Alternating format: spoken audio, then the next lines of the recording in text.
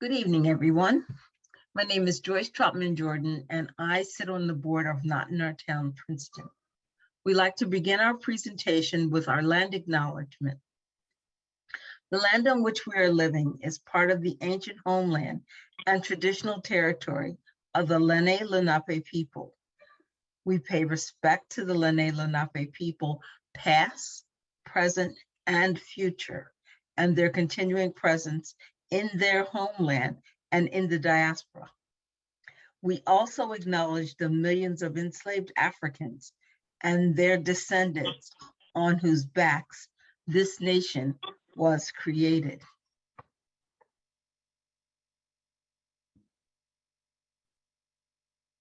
Not in Our Town mission statement. Not in Our Town, Princeton is a multiracial, multi-faith group of individuals who stand together for racial justice and inclusive communities. Our focus is to promote the equitable treatment of all and to uncover and confront white supremacy, the system that facilitates the preference, privilege, and power of white people at the expense of non-white people and pits racial and ethnic groups against each other by upholding hierarchies based on proximity to whiteness. Our goal is to identify and expose the political, economical, and cultural systems which have enabled white supremacy to flourish and to create new structures and policies which will ensure equity and inclusion for all. In our commitment to uncovering the blight of white supremacy on our humanity, we take responsibility to address it and to eliminate it in all its forms through intentional actions, starting with ourselves and our communities.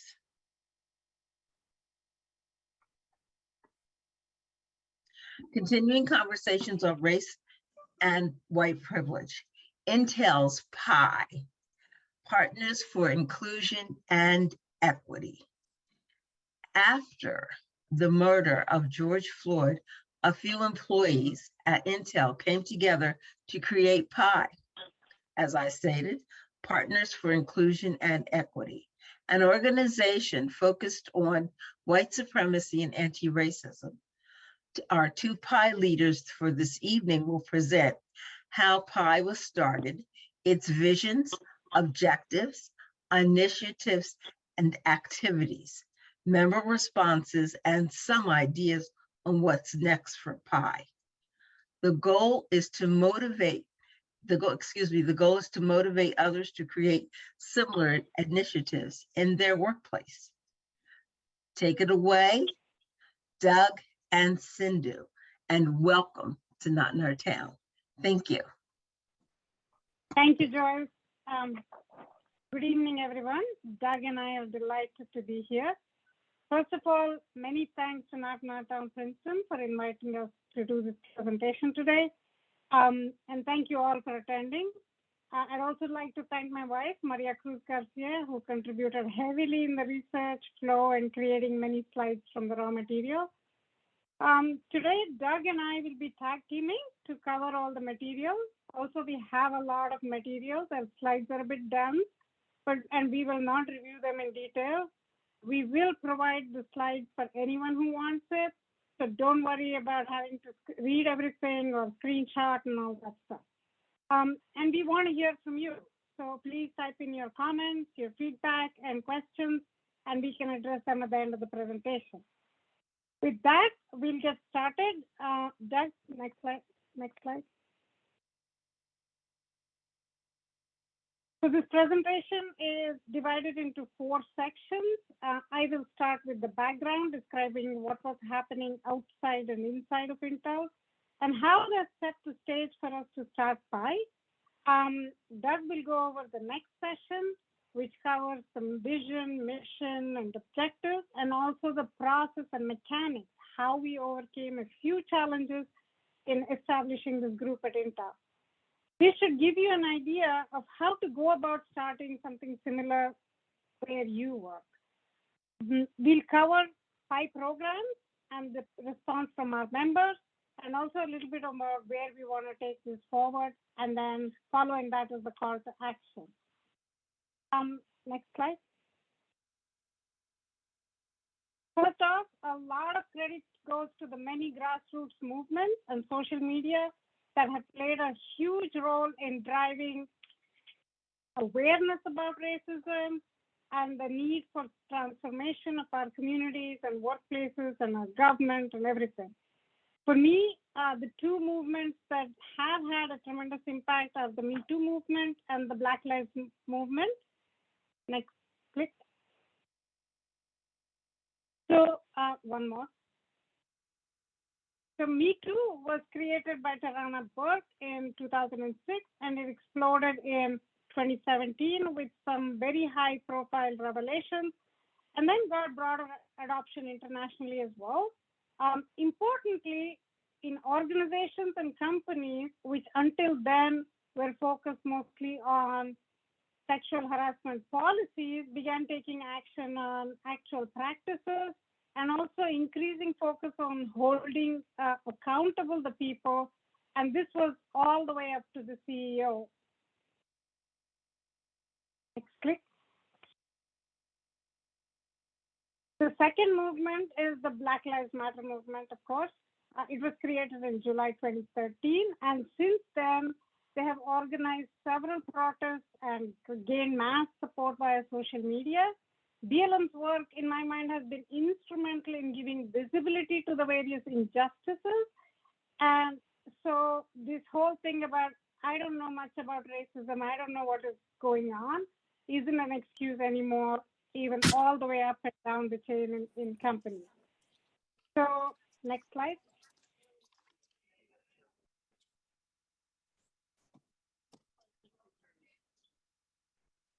So in early 2020, after the murder of Ahmaud Arbery, one Nintzel employee posted a really heartrending piece expressing her grief and horror at our internal social media site. And about 25 people responded with empathy and with expressing courage about her bringing up such a topic in our website. When George Floyd murder happened in June, after some nudgings by employees and racism-aware executives, Intel opened up a dedicated website for employees to express themselves. This time, about 250 employees spoke out about the situation and demanded that Intel take a stronger stand. Next slide. And this happened all over the United States, and many executives of major corporations started speaking out. Major newspapers and broadcast stations also began covering this, and very differently, with many front page articles reporting how companies were taking action. Also, just as importantly, both companies and media executives, media establishments were forced to scrutinize their own internal situations to address racism and take public stands. Next slide. And then big tech also broke their silence, and we show a few of them here, all the big names, Cisco, Google, Intel, Microsoft, and so on. Next slide. And technology was no different. You have Micron CEO speaking about, in addition to their own investment changes and things like that, action begins with each of us reflecting and understanding what we must first change within ourselves. Google also expressed a lot of, CEO also expressed solidarity with the people and with the communities that were facing these injustices. Next slide. So the Intel CEO also made some very strong statements. Proud of that.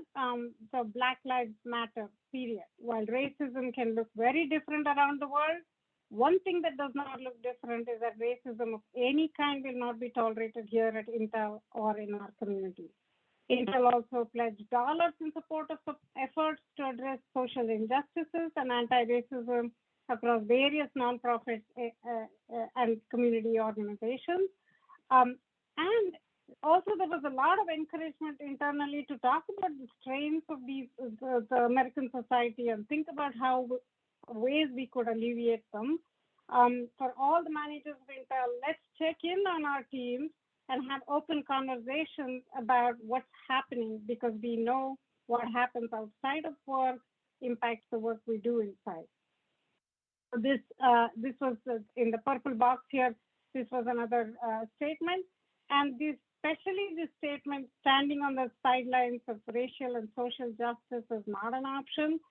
That statement was our call to do something, and we took some impetus from that. Next slide. And other Intel employees were speaking out along the entire chain, from individual contributors all the way to executives.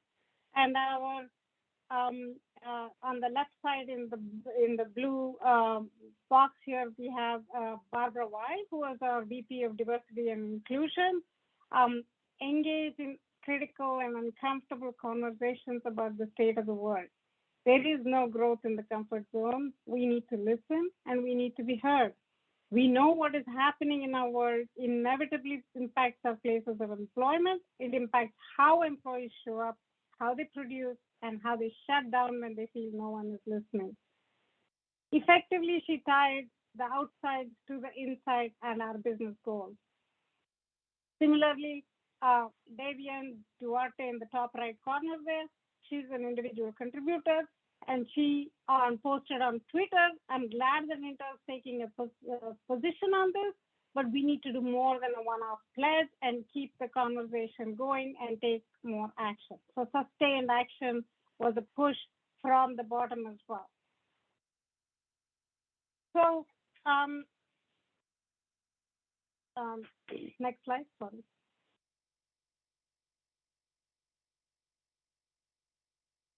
I'll cut over to give a little bit of background on the Intel and diversity and inclusion. We have many culture change programs at Intel tied to D&I, and we have many employee resource groups. These are ERGs, which support our diversity and inclusion strategy. ERGs are typically affinity groups where they're focused on networking and supporting their members, celebrating a heritage of different people. As examples, we have ERGs that are African Americans, Hispanics, LGBTQ, Asian American, Indian American, women in networking. There must be about 30 or so of these organizations. The important thing is they're voluntary, they're employee-led, and open to anyone to become a member inside Intel.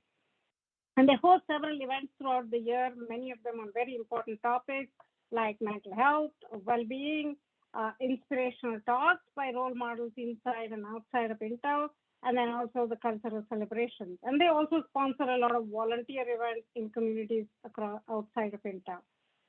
But with all this, there was no safe space to have open and honest conversations about racism and its impact.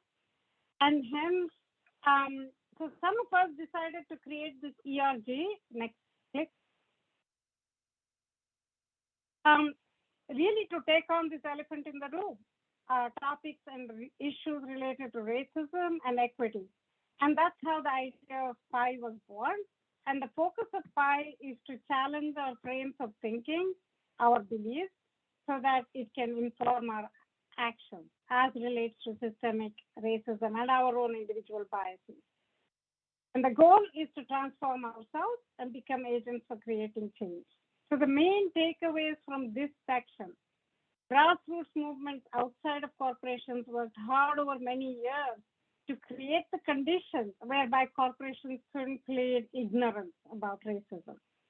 Employees at many levels of the organization are speaking up within company forums and outside on social media to force attention to these issues and demand a sustained response. CEOs responded with support and commitment and encouraging change. So it's always worth remembering that we all have a lot of power. We just need to use it. With that, I'll hand it off to Doug to add some comments here and cover the next few topics.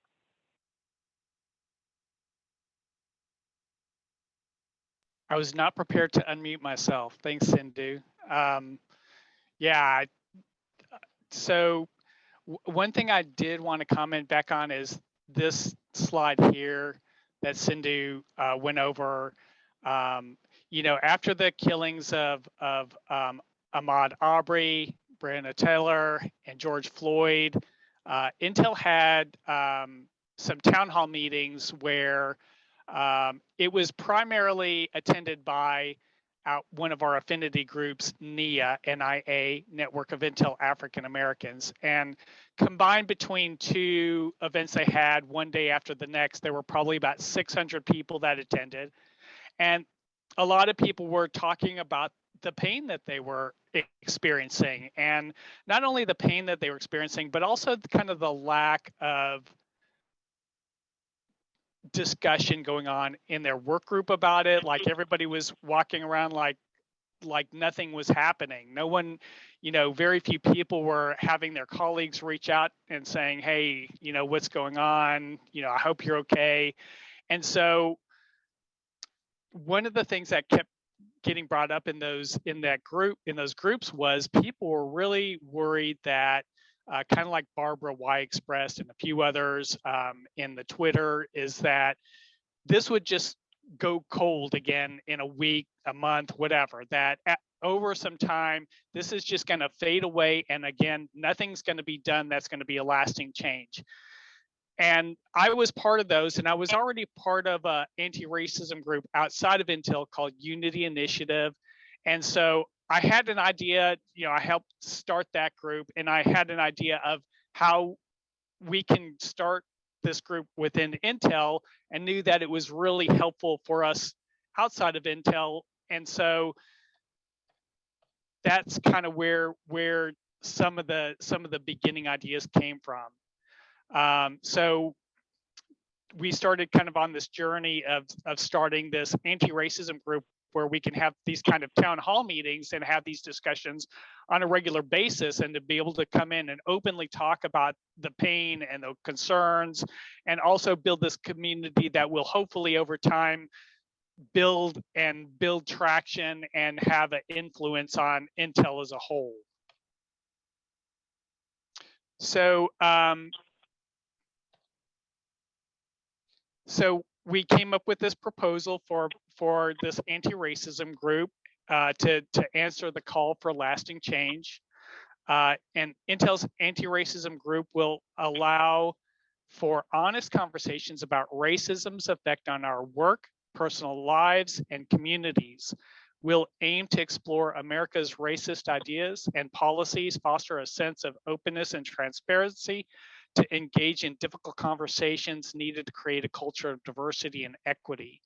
And as Sindhu mentioned, we have all these affinity groups: Network of Intel African Americans, WIN, Women of Intel, Women Intel Network, ILN, Intel Latino Network. So we have probably 50 of these different affinity groups, but a lot of them, I think for various reasons, you know, they're under the microscope, and them being bold about talking about racism is a bit risky. You know, yes, they have some events where they talk about it, but I think there's a little bit more of a concern that to be able to do that on a regular basis in those groups. So this was kind of a reason why we decided not to do this under the umbrella of an affinity group, but to do it as a separate ERG, so that if we did face any backlash or anything, you know, maybe PIE would implode, but it wouldn't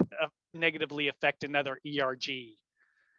So where do we start? These questions were actually part of our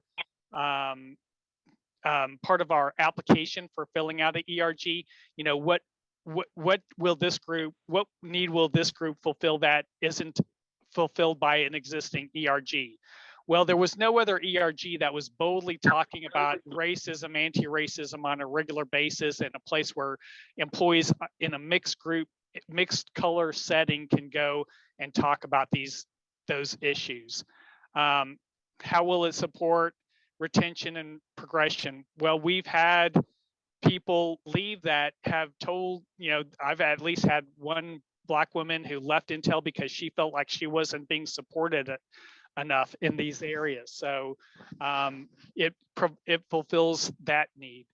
How will the ERG support our business values and diversity and inclusion? Intel has these goals called RISE, which inclusion is one of those. So definitely it aligns with that. What are the other benefits to Intel employees? Being able to have a safe space to go talk about it, building this community, learning about anti-racism and tools for having that language is all helpful. And what impacts do we expect to have on the ERG members, Intel employees through this ERG? So basically being able to have a place to go process these problems that they didn't have before, that we all didn't have a place to go. What success metrics do you have? So kind of group membership and surveys is what we use for our metrics. Okay. So this is our vision to unite people of all diversities into a harmonious community to foster an environment for overcoming prejudice, kind of a big general umbrella. Our mission is to provide employees a community and forum for ongoing safe conversations to openly discuss the impacts of racism in our lives inside and outside of the company.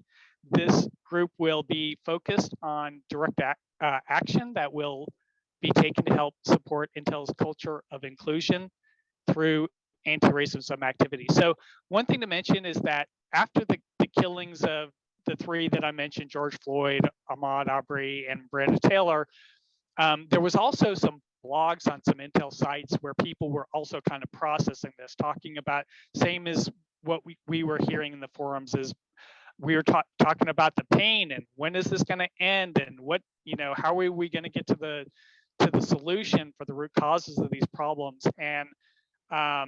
And there were other people that were responding back that were detractors, that were basically saying, oh, we're turning into a leftist company. How does this have anything to do with our technology company? This is totally out of place. You guys are a bunch of tree huggers or whatever, And so obviously there was a need for this to be able to provide these kinds of resources to people like us. So our goal was to establish this group.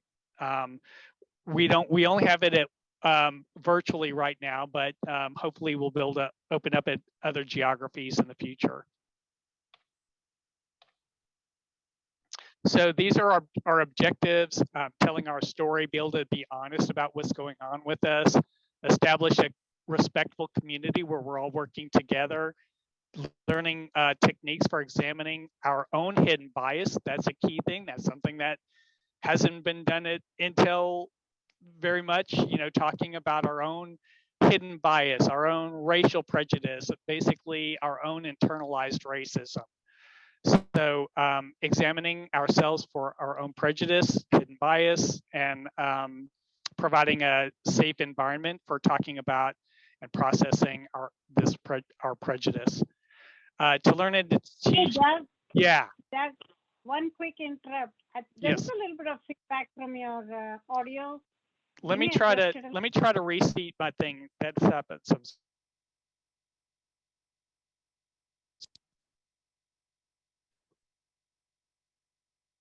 Can you hear me? Yes, much better. I can't, but you can hear me now? Yeah, it's again gone back. It's still bad? Yeah. Let me try to, this might be difficult. Let me try to switch to my computer. But I think your mic is like too close to your mouth. Oh, okay. Is this better? No, it's a little too far away now. How's that?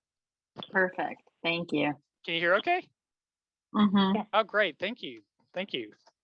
All right. So Yeah, so we want to learn techniques, ideas, teach ideas and techniques focused on anti-racism, how to become an anti-racism ally, role model our company's values of inclusion through anti-racism collaboration, establish anti-racism curriculum to develop ourselves into the most effective allies we can be, and establish communications about this group. So part of the idea behind that is that, there was this, Intel had this thing called Ally Nation, and people were signing up to be an ally, and sometimes they'd have badges and things on our email. But what were we doing? We weren't really doing anything. And what does an ally mean? Does an ally mean, oh, I see you poor people over there hurting, and if you ever need anything, come and talk to me, that kind of paternalistic type of, savior attitude. But what we really wanted to create is something where we have accountability and responsibility that we're taking ownership for. All right, so what is PIE? Partners for Inclusion and Equity ERG is a growing fellowship of Intel employees who are answering the call to action to get off the sidelines and to address issues of racism and sexism. We have these 4 pillars. We read this slide at pretty much every meeting for new people. So these are our 4 pillars: anti-racism education, self-examination for personal racism, building a diverse community with cross-racial relationships, and direct action and activism.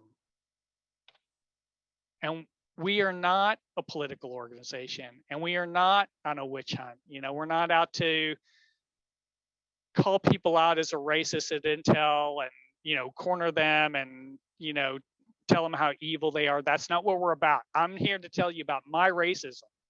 I'm here to tell you about my prejudice and my sexism and how I am trying to change myself and role model that for others so that other people will talk about that. We kind of say we all have racism. We all have prejudice. So now we're going to get into the formation of PIE. And the first steps we took were coming up with just a simple proposal with some kind of high-level objectives and activities. And then we started looking for people that, you know who you are in your company, who you share these values with. And so we started kind of creating this email chain of talking to more and more people who we thought might be interested in. And there were always people who were like very vocal. It's like, oh yeah, we should do this and we should do that. And we tried to get, it says, try to get about 5 people of diversity, highly desirable, essentially get some cohorts that are really passionate about this to work together on this. Try to get some people in HR. This was a really key thing for us. About 3 months into working on this, I had a upper management exec with HR contact me. Never had met them before. Them and the manager underneath them, and they started confronting me and saying, "What is this? We didn't have a name for it yet, but what is this you're doing? You're trying to create this anti-racism group, and you're using our Intel resources without permission. You're creating surveys without permission, and oh, by the way, why didn't you even tell HR that you're going to do this?" Luckily for me, I had been including people from HR from the very beginning, and I actually didn't know it at first that they were HR people, but I luckily but I learned pretty quickly that they were, part of our global diversity and inclusion group. So, and so because of that kind of saved my bacon. I said, no, we've had HR involved in this from the very beginning, and they're actually, probably going to be some of our board members. So, make sure it's like, when I mentioned that to this one woman who is also in HR, she goes, "Doug, I don't know what their problem is. You're getting into good trouble." And it's like, I really appreciated that reference to John Lewis. But it's like, there's good trouble, but you could go so far off the limb, it's going to crack and everything's going to come crashing in. So you got to find that good balance between caution and taking risks. So we developed the ideas with the team, reviewed the proposal, reviewed it with HR, and we were very flexible. You know, from my perspective, we were just going to come out with the most bold vision thing we could come out with, but stay within the realm of policy and not put big targets on our back.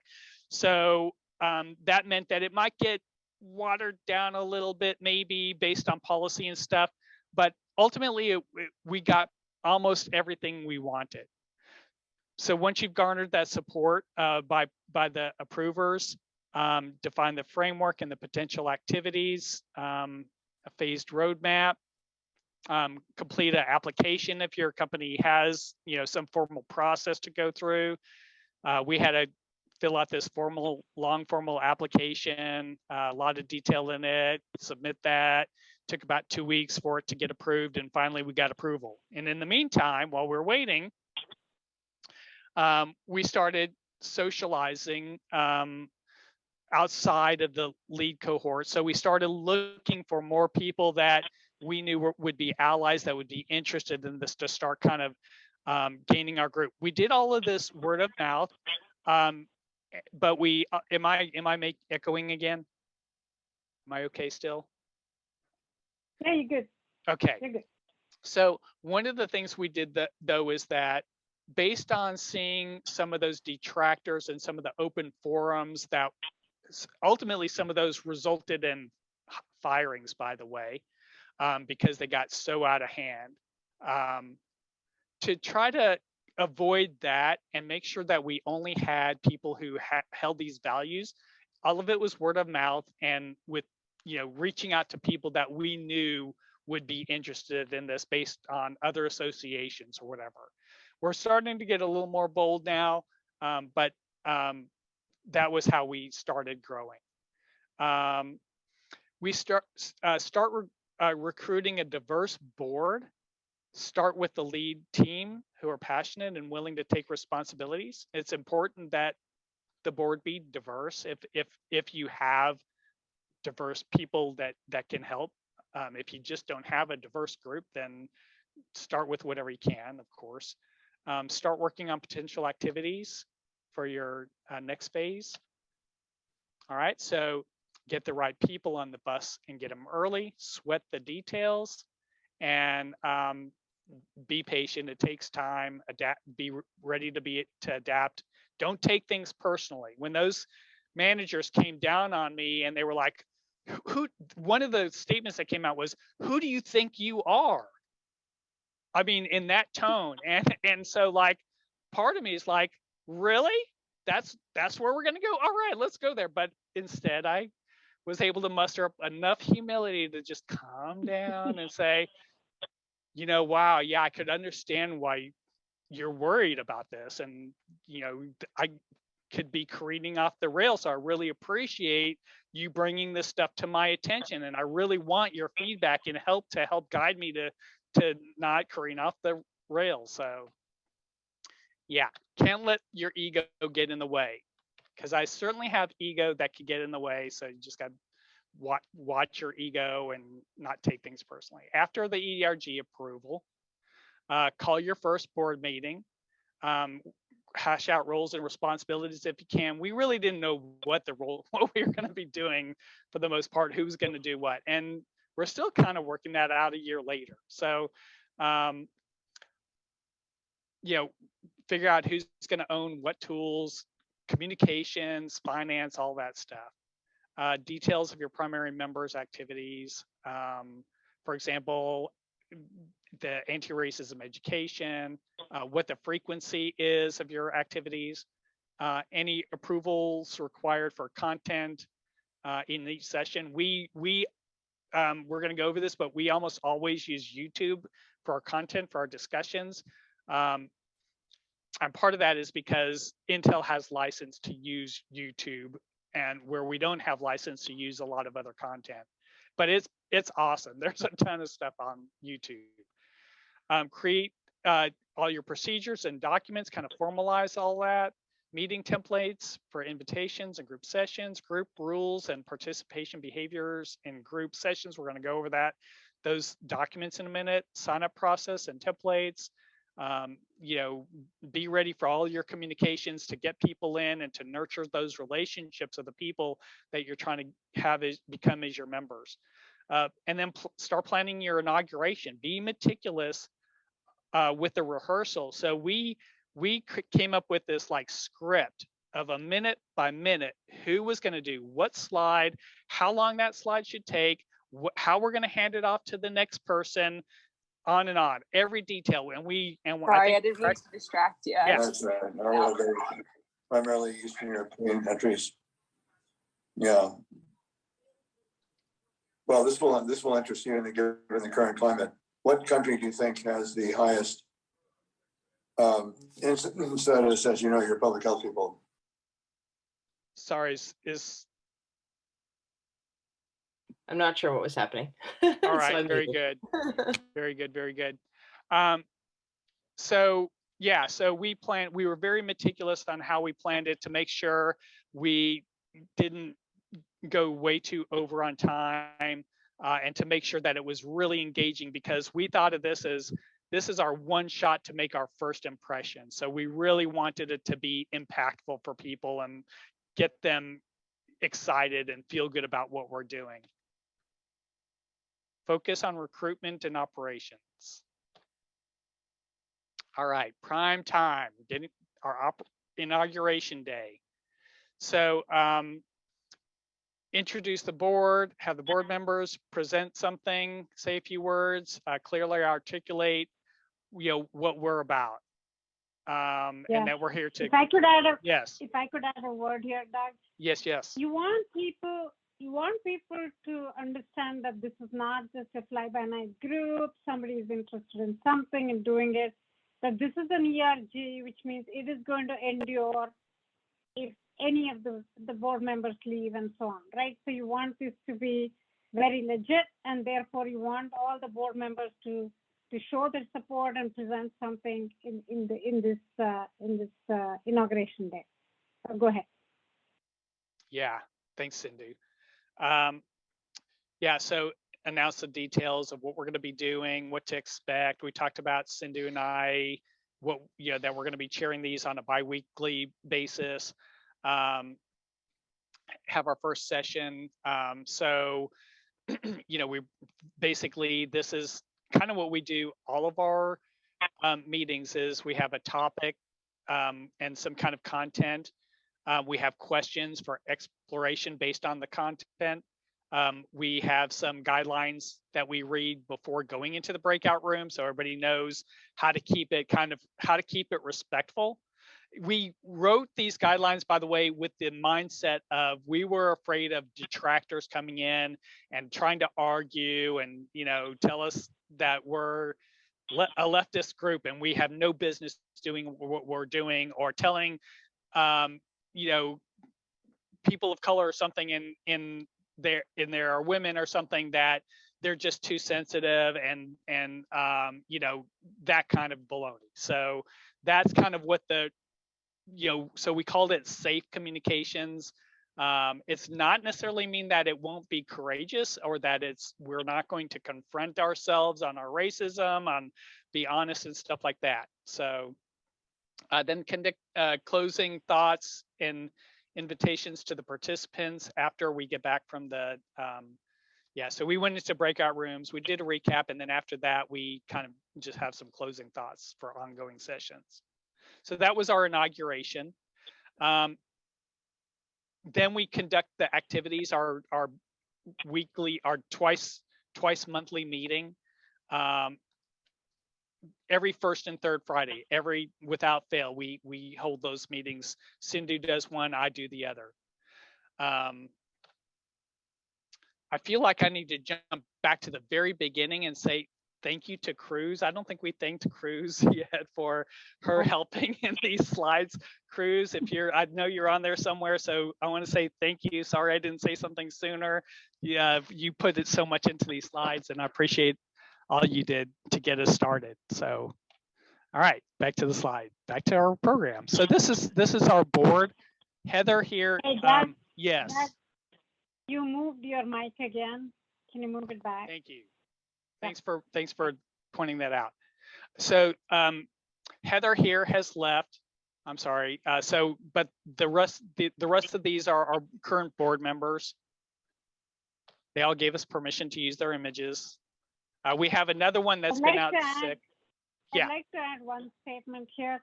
Mhm. It's super important to get a diverse board on your team. These are very delicate topics. Yes. Different people will have different reactions to what you're going to present, how you're going to present it. So it's super important to have people who are Black women, white women, Black men, white men, everybody on the board, so that when we do these, sometimes we've come up with situations where we came up with a video and then some of the women of color said, I'm not going to be in the room when that video gets presented in front of white people, right? So this is all super important, not, to make sure that we take everybody's input into consideration and be able to deliver something that is, in a constructive direction, right, for everybody. So the diversity is not an option here. I would say diversity should be mandatory for this type of a group. You get a lot out of it. Yeah, absolutely. Thank you for that, Sindhu. And that's going to be, we're going to be very thoughtful about that as board members come and go. While we were working on PIE, there was another group that said, hey, we're doing something kind of similar. We'd like to have a meeting with you and see if we should combine forces, or, maybe you could just join us on what we're doing, or maybe we're separate. We'll see. And they did a presentation. Their slides had all of their leaders and they were all white. And so I pointed that out to them and I said, this is supposed to be the diversity leadership team and you're all white, so what does that say about your group? They're lovely people, but I mean, you got to think about those things, right? And so, yeah. So activities and response.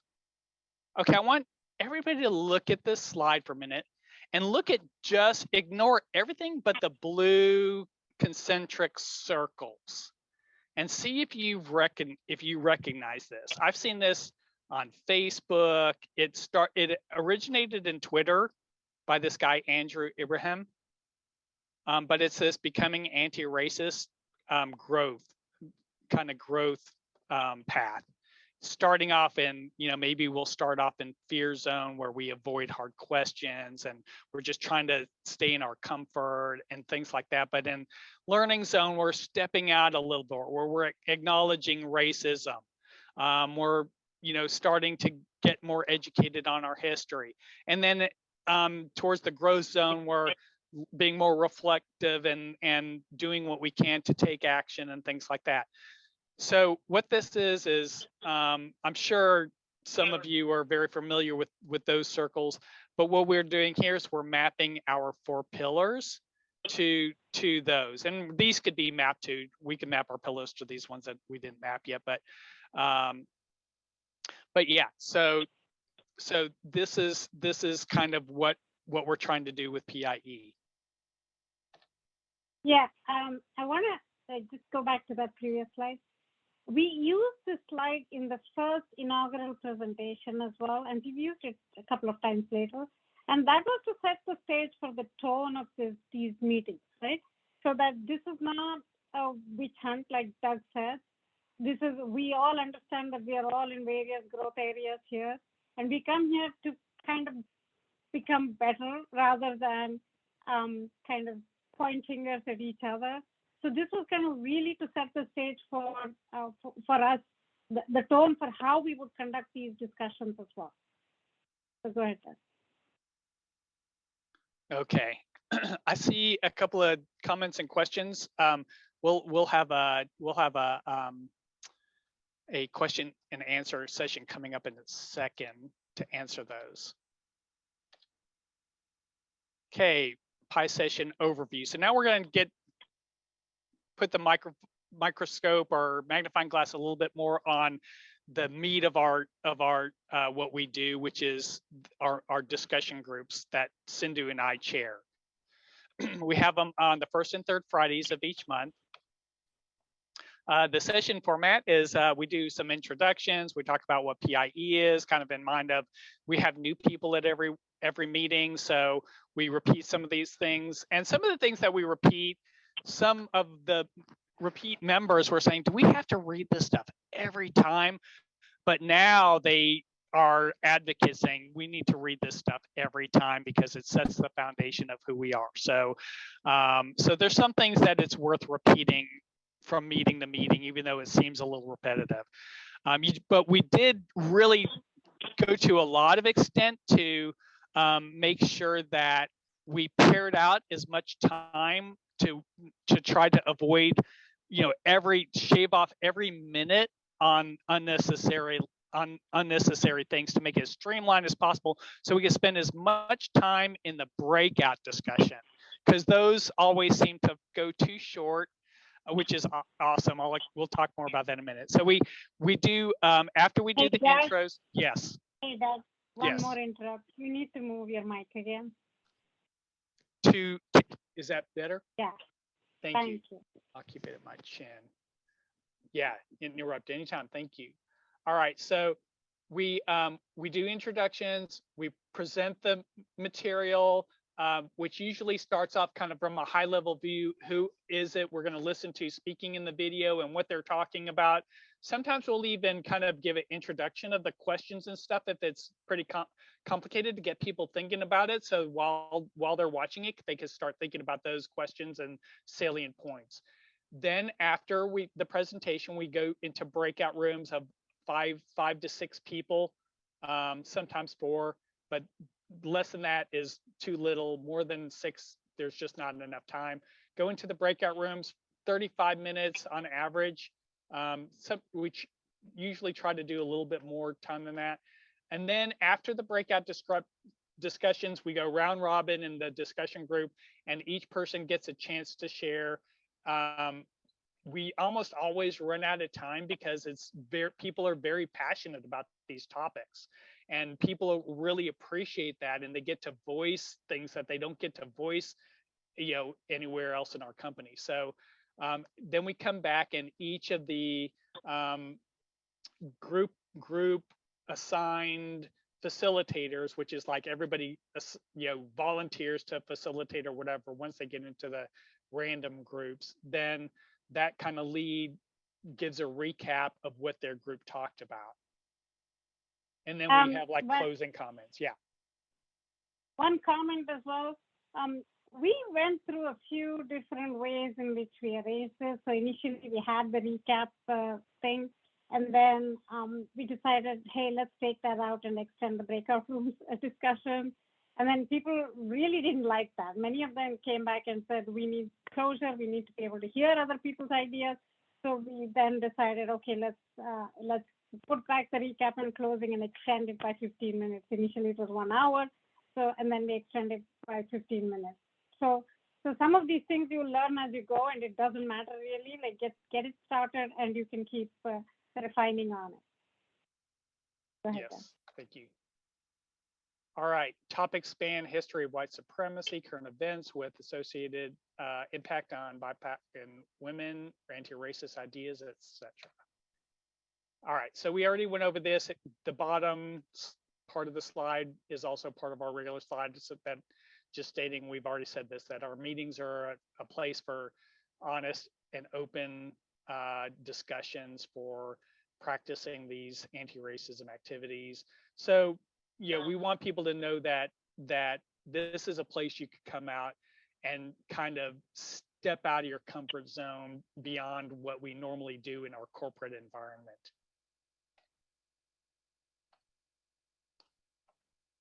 All right, so looking a little bit more at the, kind of an example. This is like an example of a meeting that we held, where we will have the video clip, and then we'll have some kind of talk about some salient points that were made during the video to kind of summarize some of the important discussion points.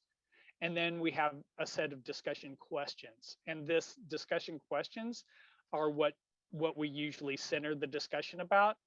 But, we also say it's open discussion. Talk about whatever you want. If you feel compelled to talk about something, that gets something off your chest or whatever, it's an open forum.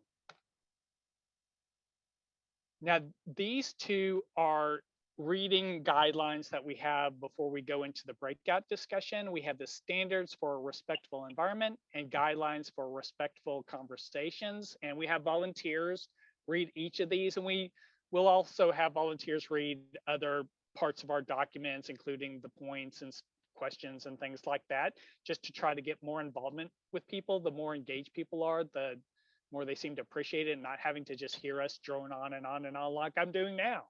So here's these documents that saying that we recognize that these are difficult conversations. And this fourth one I like is I acknowledge racial, religious, cultural, sexual orientation, age, ability, prejudice exists throughout our society. And 5, I acknowledge I have prejudice, which I seek to confront in order to reform ourselves. So these are kind of like if you agree with these, you're in the right place. If you don't agree with these, we're probably going to ask you not to participate in the discussion. If you would just like to observe, that's fine. But this isn't the place for argument on those topics. And then we have these guidelines for safe conversations. When others are speaking, we just listen. We don't interrupt them. We don't interject our ideas. We don't try to challenge them. We only speak when it's our turn to speak. And while we're speaking, we strive to nurture an atmosphere that welcomes open sharing and not project judgment, criticism, blame, shame on others. Limit our discussion to our own experiences instead of saying, you, this, that, whatever. Say this is my experience. I feel this, that, or need this or that or whatever. Kind of, if anybody's familiar with NVC, nonviolent communications techniques, this is kind of based on that. And I'll only respond to others who have already spoken by thanking them or emphasizing something they said, never to criticize or argue or give advice. I'll keep my comments brief, and I'll adhere to what's expressed here stays here. All right, so then we go into our breakout rooms, and they're self-managed. We don't have pre-assigned leaders. We give some people criteria of how they might choose their leader, like their last name closest, the person with their last name closest to A or Z or something like that. But sometimes people just say, hey, so-and-so, will you be a leader? If they see that, everybody else in the room's been a leader, they might just assign somebody. So, but the leader is just to make sure that everybody has a chance to share or pass as they wish. Okay, so now I think yeah, I can take this. Back to you, right? Back to you, Sindhu. Yeah. So our membership has grown rather rapidly. We inaugurated on January 29th, I think, of 2021, and it's grown to about 325 in 1 year. For each of the sessions, though, we get about 20 to 25 to 30 people, I would say, every session. And still there are a lot of new people joining, and some people can't join because they have, other commitments or other conflicts. It's in the middle of the day for people in the West Coast. For me in the East Coast, it's much better. So, and our 2021 survey we did at the end of last year. We had very good feedback. Almost everyone said they loved the discussions. Some requested more events and sessions per month. Over 90% thought we did an excellent or a good job in all our pillars: the anti-racism education, self-examination, as well as creating a diverse community. And many had ideas on how they wanted to engage in taking action. And as part of that, if you see the blue statements out there, they have started sponsoring their own initiatives. There was a small group discussion on self-examination with me and white supremacy by Leila Saad as the anchor. And then one member actually got her manager to allocate 1 hour per month on every staff meeting for anti-racism, and she conducts similar sessions as we do in PI to engage all her coworkers there.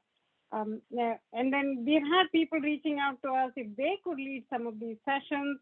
We certainly take them up on it as we go forward. And some personal feedback on my end, at least what PI means to me.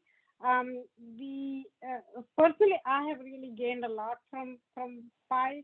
It's a multiracial community, and we do discuss things. We get into discussions of like how do we discuss with family Thanksgiving or Christmas, or even just friends at different times on these topics. And then and we're open enough to share when we have done things and when we have not taken any stand, even when the opportunity presented itself. We also go into sharing best practices on how to approach this topic without totally turning them off, right? Because then you lost the opportunity to change somebody as well. And sometimes there is quite a lot of discomfort. People sit with it and get and sort of engage. So for example, in one of the breakout room discussions in which I was there, we had one of the questions for that topic of the day was, what stops me from taking action when I see racism play out? And a few of us explained about things we did, and sometimes also things we didn't do in situations where we could have, the risks, and sometimes express the risks in doing so, and so on and on. And one African American woman, very gently, she responded with, hey, I come from the position that if anyone is impacted by racism, I should act, else I'm part of the problem. So taking action is what I do and who I am. And we discussed also then what a privilege it is for many of us who can choose when we engage and when we don't. And then how can we expand our engagement when we see racism play out. So these are the kinds of conversations that are happening just to give you a flavor for it. And it's been a great experience building this community for me as well. Next.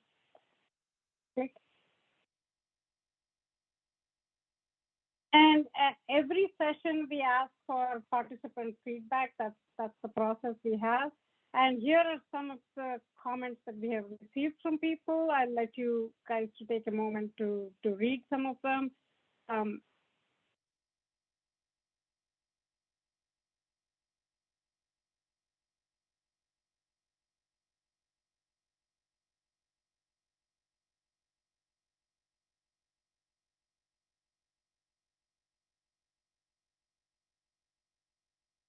So overall, very, very positive, and people keep, come back every session. So I think this formula is working for us at Intel. Next slide.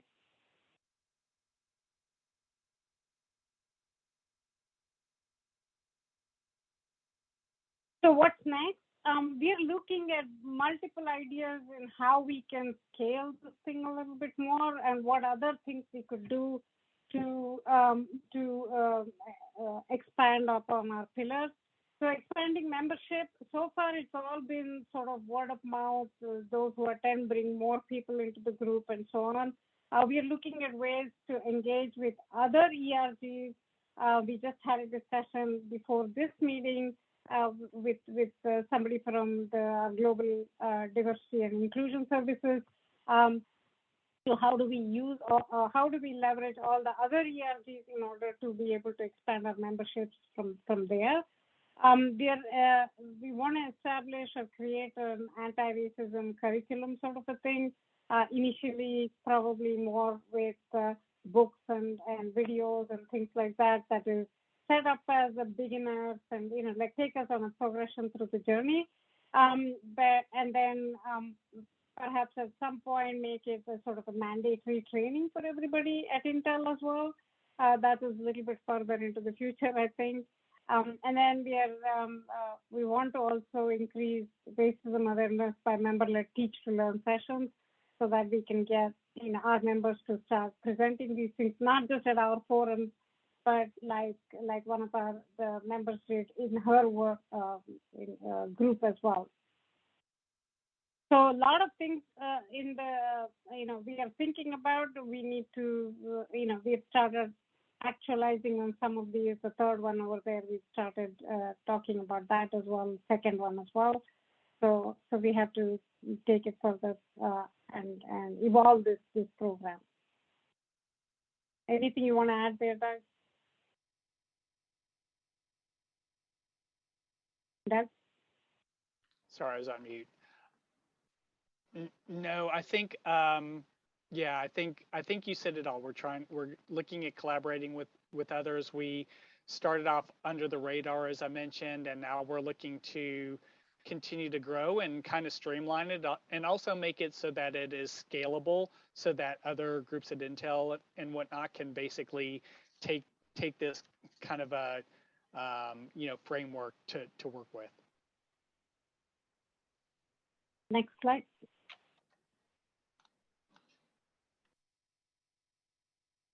So next slide. Finally, our call to action, right? So seriously, the grassroots organizations have done a lot of work for us. I mean, they have really made the ground fertile for everybody to face racism, to accept it exists, and to understand that something needs to be done about this. And corporate executives, they're incorporating inclusion and equity in the strategic goals. They are pushing for change within their companies. They want the culture change to happen, many of them.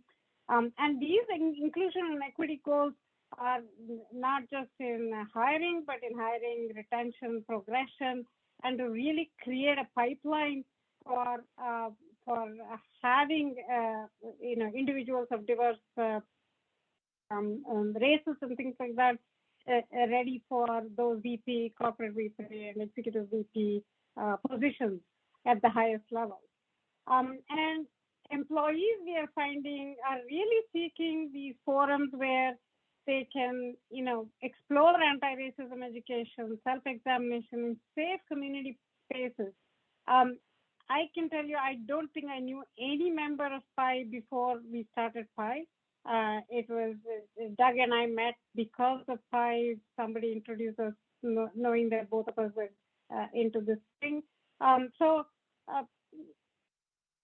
now I feel like we are like a community that I can go talk to at any time and about this and any other topic and rely on them. And with all that the corporate executives are giving direction, right? We have to create an anti-racism mindset. It's only with culture change, right? And culture change means people changing. And so it's really up to each one of us to kind of, take this opportunity to go create something like this in your organization. There is a lot of need for it, and I think we can all make a difference. So finally, if anyone wants to start such an organization, Doug and I are perfectly willing to have discussions with you, to give more details and color on how we started it, what were some of the pitfalls and so on. So please do reach out to us. Doug, click. And yeah, this is Vinona Laduyukon. There is no social change theory. If there is anybody that has to do it, it's us. So we really encourage everybody to think about this in their own workplaces. Doug, do you want to add anything? No, I see a lot of good questions that we can, some of them have been answered, but yeah, I think one of the things I was saying to Sindhu is that this is something that is helpful in a corporate environment for sure, but if you are in a position where you can't really do this, but you see some things that we're doing maybe that not in our town is not doing yet, or you're not getting that fulfilled in other organizations. This is something that can be duplicated outside of your corporate environment as well. I have a group that I'm part of outside of Intel that they're mirrored off of each other and they cross-pollinate each other. So That's great. Thank you both so much for offering this fulsome presentation about all the hard work that you've done, over the last few years to try and sort of raise up these important issues.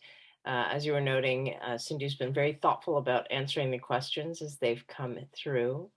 Ted Fetter asks, can you address what advantage the people of color or marginalized persons will get from their participation in PIE?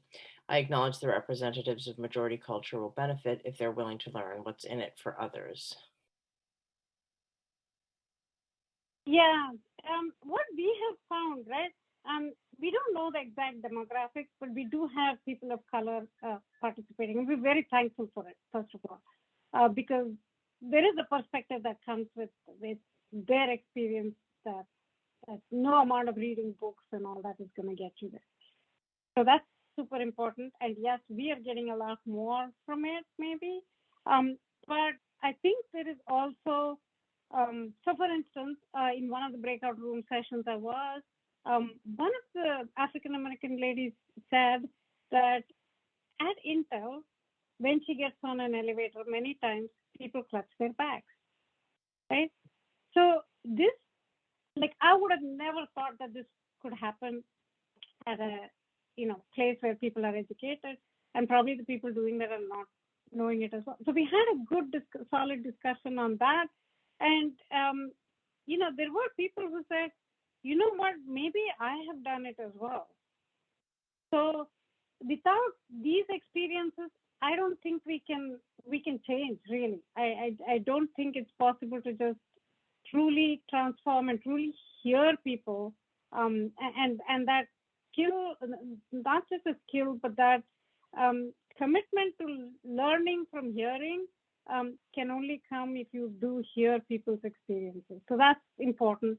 The second thing is, I think, as Joyce mentioned in the chat, I think even they feel like, I don't want to speak so much for them, but I think somewhere where somebody is talking about this elephant in the room, where they can participate and understand that, yes, this is important to other people besides the people that are being impacted.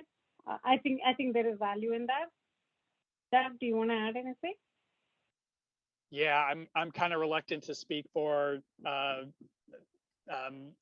people of color in our rooms as well, but from some of the appreciations that were that we went over in here are from people of color, and so I've heard comments in we have this bulletin board where these comments come in, and so through there, and also verbally, I've heard people talk about just being able to, it's like kind of a breath of fresh air. Like, this is a place that they could come in and not be gaslit,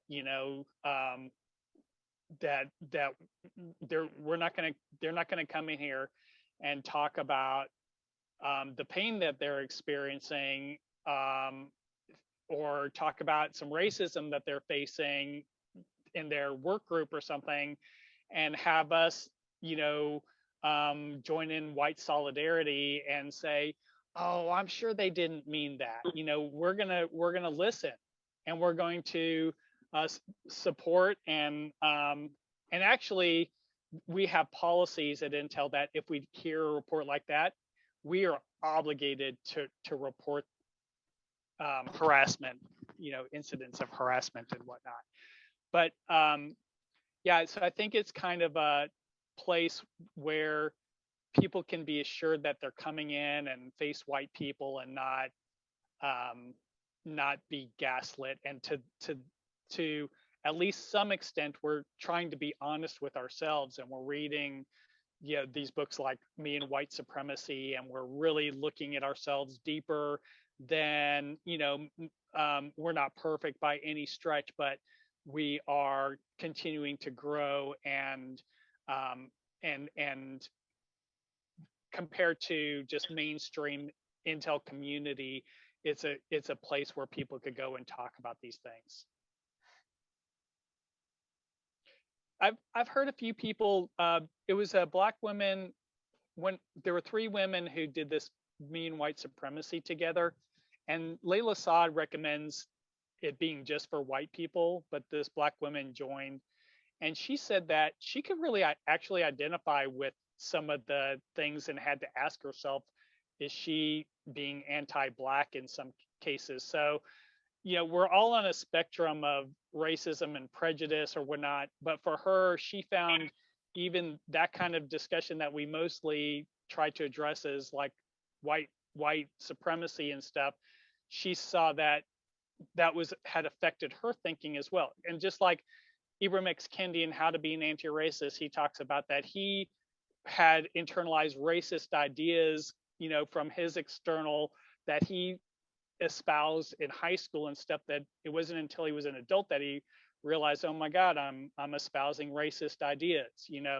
So I think all of that, the terminology, having this kind of shared reality and stuff is helpful.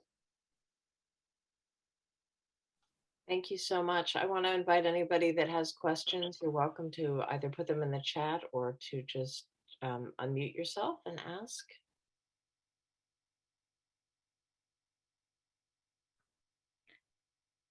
I'm kind of wondering if you know much about what's happening in other corporations when you are doing your research.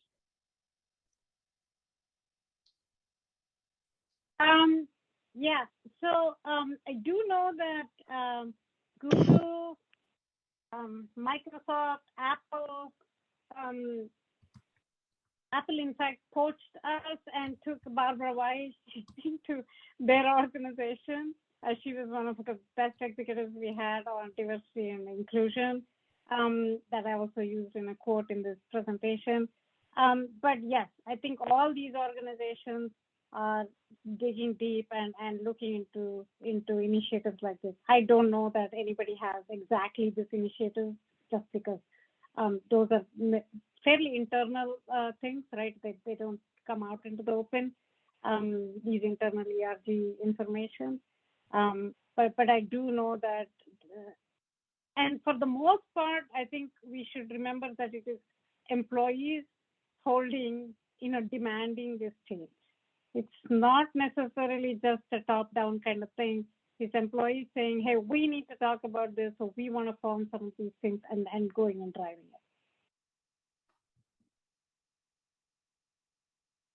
it. And the employees at Google and Facebook definitely are like much younger and more, what shall I say, assertive in this regard as well, compared to, let's say, Intel, which has a more, a larger older population. Doug has a comment as well. Doug, do you want to add that? Yeah, I just put it in the chat. I have the book at home. I've only read a little, but somebody at Google wrote a book called Search Inside Yourself, and I'm not sure to what extent Google is actually having, if they have an organization or groups or something surrounding it, but their book is really interesting. So yeah, I haven't seen too much from other corporations that have similar groups. They may be out there, but I'm not aware of them. Mr. Blinn, if you want to, Jim Blinn, you'd like to speak? Yeah, I just wondered, I really liked your presentation. it was really very thorough, and I'm retired, so I'm not about to do anything with the company, but I've been following an organization called braverangels.org, and they have every month they do a workshop for about 3 hours called Depolarizing Conversations on Race. And it's if there are individuals in your groups, for example, that are interested in trying to learn how to talk to people who they have difficulty talking to about race, I would say you might want to explore that workshop. That sounds Thank you. interesting. So it's talking to people who who are detractors possibly, and Yeah, it's how to deal with them and it's not, confrontation is not a good approach. totally agree. They have a suggestion, a style called, technique called ILAP, where you invite the discussion, then you listen to them, then you acknowledge what you hear from them, then you pivot to then give your perspective. And like I said, I attended one of these and I found it very instructive. So, yeah. Can you put that information in the chat? Sure. Thank you.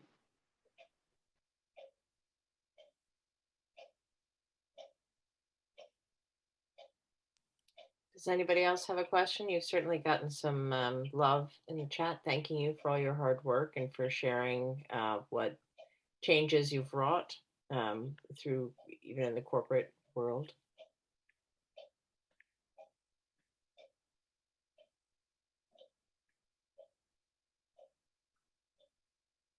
And thank you for putting that information in with your contact information. Does anybody else have any questions for Sindhu or Doug? More thank yous coming in.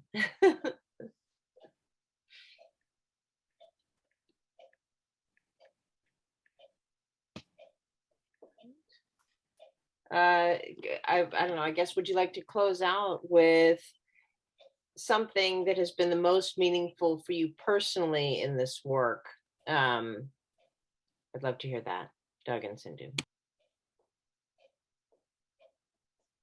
Yeah, I think for me, I feel like I've learned a lot more than anything else with this group. Really, people come in with really open hearts and minds to really explore, and they say sometimes really uncomfortable the things that could be really uncomfortable about themselves, like when things happen that they didn't take action or that they're ashamed of in this regard, in the anti-racism regard. And I think that is extremely helpful for all of us to sort of explore this in that way in order to be better. So I'm really grateful for this organization, for and for the people that come out there and give of everything out there. And that's been very fulfilling for me as well. And we all try to do the same with that open sort of framework. Doug, do you want to add? Yeah. So we have those 4 pillars of education, building beloved community, searching inside ourselves, and direct action. And these have been things. My mother was an activist in the civil rights movement, so these are things that were kind of interest to me since I was pretty young. And so be able to include those values in our company has felt really good. Like we're on the track of making some change within our company that's meaningful, that we're hearing feedback from people that this has meaning for them. And I'm constantly learning. Like, I'm constantly reading material, hearing other people's perspectives, hearing how things impact people in ways that I hadn't thought of. So and just having this really, another thing is the building the beloved community. So I've lived in homogeneously white communities all my life, even though my mother was an activist in the civil rights movement. Until I was about 45 years old, I moved to a predominantly Black neighborhoods in South Phoenix, but I don't live there anymore. I'm back in a homogeneously white neighborhood. And so the importance of being able to cross those the color line, and to overcome our own prejudice and fears and insecurities based on color is so important. And I think we're doing that. We're being able to build those relationships in that I don't think was really very possible, in ways that weren't possible previous to our meetings. Thanks so much to both of you. This is Shelley Krause. I'm one of the members of the Not in Our Town board, and I want to give voice to the many expressions of thanks that have been shared in the silent chat space. It's been clearly a very welcome perspective that you've shared. And I think that two of the things that have stood out for me are the concept of perceived proximity, that you all put yourselves in a position where you were perceiving the problem as being one that was close to you, and that you had some opportunity to engage with, that the creation of Pi was a shift from this is a big problem, who's going to do something about it, to this is a big problem right here where we are, what are we going to do about it? And I find that really moving and exciting, and it's wonderful to see and hear you witness to that movement, and how there is such a great degree of longing for that amongst the folks within your community, that there was this kind of unmet need that you were able to provide a kind of structure and support for. And the other thing that strikes me is just the spirit of partnership, that this work is shared work, and that there were several instances in which you realized, oh, there's somebody over here who's thinking along these lines. And I think it was Sindhu who said that you've met so many people that you otherwise would never have met, never have had a connection to. So I think that's also very powerful. And I would love for, 3 months, 4 months, 6 months out from now, for some Not in Our Town attenders to come back and say, after that Pi program, I went home and then I thought about this friend of mine at work. I really, I would love for this to be an origin story for more opportunities for folks to engage deeply with this work. And I know you would too. So I'm sure that we're going to try to make the slide deck and the recording widely available to folks. I want to thank everyone who joined us this evening for making time in your lives for this kind of communal learning, and to encourage you all to consider coming right back here again to join us next month. Our traditional schedule is that we meet the first non-holiday Monday of every month. And so we'll be back here next month. And the speaker for our next continuing conversation on race and white privilege will be Ashley Lipscomb, who is the CEO of the Institute for Anti-Racist Education, which is a New Jersey-based nonprofit committed to ensuring that every student receive an education that is truthful, free from bias, liberating, and offered in a supportive, decolonized setting. So we're very much looking forward to hearing her experiences and perspectives. We, once again, thanks so much to Sindhu and Doug for sharing your perspectives and experiences. We really appreciate it. Thanks so much, everybody. wonderful evening, you. everyone. Thank Thanks, you. everyone. Bye-bye. Appreciate the time. Thank Thank you. you. Thank you so much. Yes.